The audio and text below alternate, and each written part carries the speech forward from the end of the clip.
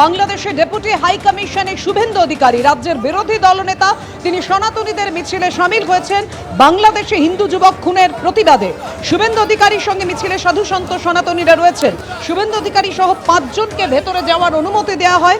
Bangladesh deputy high কমিশনের সামনে একেবারে উঁচু ব্যারিকেড করে সেই সাধু সন্তদের মিছিল আটকায় পুলিশ। প্রায় 1.5 মানুষ সমান উঁচু লোহার ব্যারিকেড পুলিশের। দীপুচাঁদ দাসের ছবি গলায় ঝুলিয়ে মিছিলে বিরোধী দলনেতা। কথা বলবো, আমাদের সঙ্গে রয়েছেন আমাদের প্রতিনিধি শিবাশিস মৌলিক। শিবাশিস, এখনো কি ডেপুটি হাই কমিশনের অফিসে রয়েছেন শুভেন্দু অধিকারী? তবে এই মুহূর্তে এখনো পর্যন্ত কিন্তু বাংলাদেশ ডেপুটি হাই কমিশনে যাওয়ার জন্য যে ব্যারিকেড পার হয়ে কার্যত লৌহ প্রাচীর, সেই চওড়া ব্যারিকেড পার হয়ে কিন্তু শুভেন্দু অধিকারীরা তারা ভিতরে গিয়েছেন। শুভেন্দু অধিকারীর সঙ্গে 5 জন সাধু সন্ত সমাজের প্রতিনিধি হিসেবে তারা গিয়েছেন। বাংলাদেশের সংখ্যালঘুদের উপর যে অত্যাচার, দীপু দাসের হত্যা সহ এই বিষয়ে কিন্তু তারা তাদের প্রতিবাদ, এপারের প্রতিবাদ ওপারে পৌঁছে যায় যাতে, সে কারণে কিন্তু তারা গিয়েছেন বাংলাদেশ ডেপুটি হাই কমিশনে। এখনো পর্যন্ত শুভেন্দু অধিকারীরা সেই ব্যারিকেড পার হয়ে ফেরত আসেননি। সাধু সন্ত সমাজের প্রতিনিধিরা তারা এখনো বসে রয়েছেন। শুভেন্দু অধিকারী ফেরত এসে তিনি তার বার্তা তুলে ধরবেন সাধু সমাজের কাছে, এবং গেরুয়া বসনধারী যে সাধু সন্ত সমাজের প্রতিনিধিরা যারা অবস্থানে বসে রয়েছেন, তারা অপেক্ষায় রয়েছেন রাজ্যের বিরোধী দলনেতা তিনি এসে তার বক্তব্য দেওয়ার পর, তারপরই তারা ঠিক করবেন তারা আজ এই অবস্থান প্রত্যাহার করবেন কিনা। আপাতত সকলেই অপেক্ষারত রয়েছেন। শুভেন্দু অধিকারী তিনি বাংলাদেশ ডেপুটি হাই কমিশন থেকে বেরিয়ে তিনি তার বার্তা নিয়ে ব্যারিকেড পার হয়ে আবার ফেরত আসা পর্যন্ত অপেক্ষা করছেন সাধু সন্ত সমাজের প্রতিনিধিরা।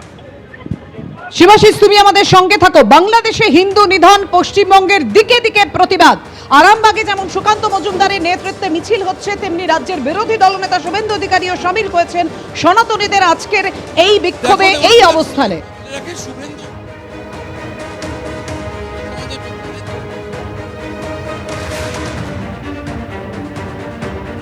নিজাম প্যালেস থেকে মিছিল করে বাংলাদেশ ডেপুটি হাই কমিশনে যাচ্ছেন রাজ্যের বিরোধী দলনেতা শুভেন্দু অধিকারী। তার সঙ্গে রয়েছেন সন্ত সমাজের প্রতিনিধিরা, এবং তাদের আজকে প্রতিনিধিদের সঙ্গে দেখা করার কথা রয়েছে বাংলাদেশ ডেপুটি হাই কমিশনের। তিনি আগেও একদিন এসেছিলেন এবং সেদিনই বার্তা দিয়েছিলেন 26শে ডিসেম্বর তিনি আসবেন। একটাই প্রশ্ন, কি দাবি? হিন্দু নিধন বন্ধ করুন, বাংলাদেশে হিন্দু নির্যাতন বন্ধ করুন। ওনারা আজকে মিট করে জানাবেন, বেরিয়ে বলবো। আমার সঙ্গে 5 জন সাধু যাবেন, আমরা বেরিয়ে এসে বলবো। কথা বলছিলাম রাজ্যের বিরোধী দলনেতা শুভেন্দু অধিকারীর সঙ্গে, এবং তিনি যেমনটা বলছেন তার 5 জন যাবেন, 5 জন সাধুকে নিয়ে যাবেন রাজ্যের বিরোধী দলনেতা। বাংলাদেশি দূতাবাসের সামনে বিক্ষোভ, জামিন মঞ্জুর করলো আদালত। 12 জনের জামিন মঞ্জুর করলো আদালত। 12 জনের যে জামিনের আবেদন ছিল সেটা মঞ্জুর করলো আদালত। বিচারকের পুরো অর্ডার এখনো আমরা দেখিনি। এআই বেল দিয়েছে, কি 1 মিনিট কি কন্ডিশন দিয়েছে এখনো আমরা পুরো দেখিনি। 3000 টাকা বন্ডের এআই বেল দিয়েছে, এই অবধি আমরা দেখতে পেয়েছি।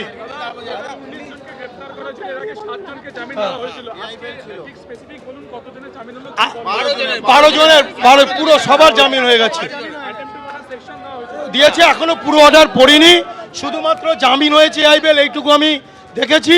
তার উপরে আপনাদেরকে বলছি, পুরো অর্ডারটা পেলে আপনাদেরকে পুরো আবার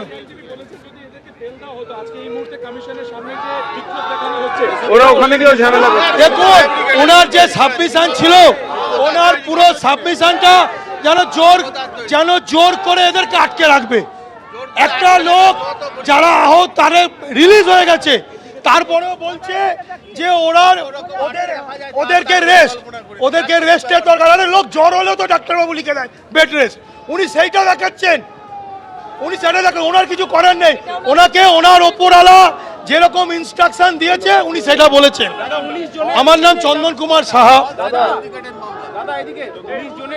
যে 12 জনকে জামিন দেওয়া হয়েছে, 3000 টাকার বন্ডে জামিন দেওয়া হয়েছে, এবং আমরা দেখতে পাচ্ছি এই মুহূর্তে আদালতের মধ্যেই জয় শ্রীরাম স্লোগান। এবং গত 23 তারিখে যে বাংলাদেশ হাই কমিশনের সামনে যে বিক্ষোভ দেখানো হয়েছিল বঙ্গীয় জাগরণ, হিন্দু জাগরণের তরফে, সেখানে মোট 19 জনকে গ্রেপ্তার করা হয়েছিল। এর আগে গত 24 তারিখে 7 জনকে জামিন দেওয়া হয়েছিল, কিন্তু বাকি 12 জনকে 2 দিনের পুলিশ হেফাজত দেওয়া হয়েছিল।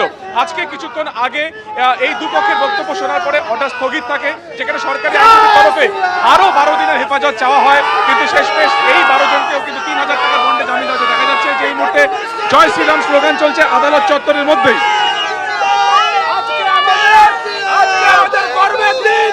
এই সরকার বাংলাদেশের পক্ষ নিয়ে যে কাজ করছিল, আজকে সনাতনের জয় হয়েছে, হিন্দুদের জয় হয়েছে, সমগ্র বিশ্বের সনাতনের জয় হয়েছে। আজকে এই পশ্চিমবঙ্গ পুলিশ, এই মমতা ব্যানার্জির পুলিশ যেভাবে বাংলাদেশের মোল্লা ইউনিসের দালালি করছিল, আজকে হাইকোর্টের মাননীয় আলিপুর কোর্টের আজকে রায়ে সমস্ত হিন্দুদের বিজয় হয়েছে। দেখা যাচ্ছে যে কোর্ট চত্বরের মধ্যে এই সংগঠনের যারা সদস্যরা তারা এখানে রয়েছেন, তারা এখানে শঙ্খধ্বনি দিচ্ছেন।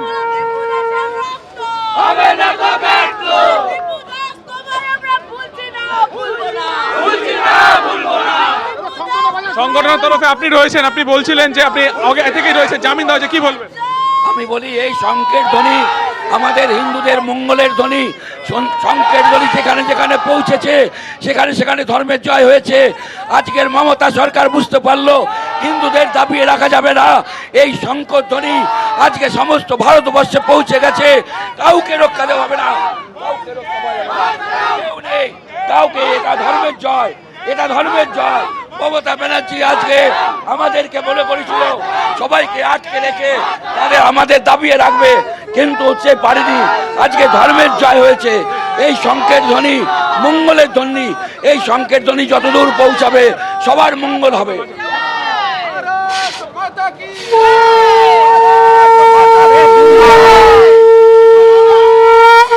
অর্থাৎ 12 জন ইতিমধ্যে কিন্তু জামিন। গত 23 তারিখ আমরা জানি যে বাংলাদেশ হাই কমিশনের সামনে আমরা জানি যে বাংলাদেশে হিন্দু নিধনের প্রতিবাদে সেখানে হিন্দু জাগরণ মঞ্চের তরফে বিক্ষোভ দেখানো হয় এবং সেখানে পুলিশি ব্যারিকেড ভেঙে পুলিশদেরকে মারধর করা হয়েছিল, পুলিশের গাড়ি ভাঙচুর করা হয়েছিল। সেই ঘটনাতে কড়িয়া থানার তরফে 19 জনকে গ্রেপ্তার করা হয় গত 24শে ডিসেম্বর। তার মধ্যে কিন্তু 7 জনকে জামিন দেওয়া হয়েছিল, যদিও প্রত্যেকের বিরুদ্ধে কিন্তু অ্যাটেম্প টু মার্ডার বা খুনের চেষ্টার একাধিক অভিযোগ দেওয়া হয়েছিল, সরকারি সম্পত্তি নষ্টের অভিযোগ দেওয়া হয়েছিল এবং সেখান থেকে 7 জন মহিলা সদস্য তাদেরকে জামিন দেওয়া হয়েছিল, 2 দিন হেফাজত দেওয়া হয়েছিল এই 12 জন এই হিন্দু জাগরণ মঞ্চের তরফে।